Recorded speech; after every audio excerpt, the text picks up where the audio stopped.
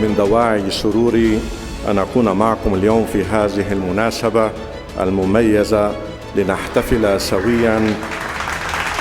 First, I'd like to thank Zahid team to organize this fantastic event and to host all of us together here.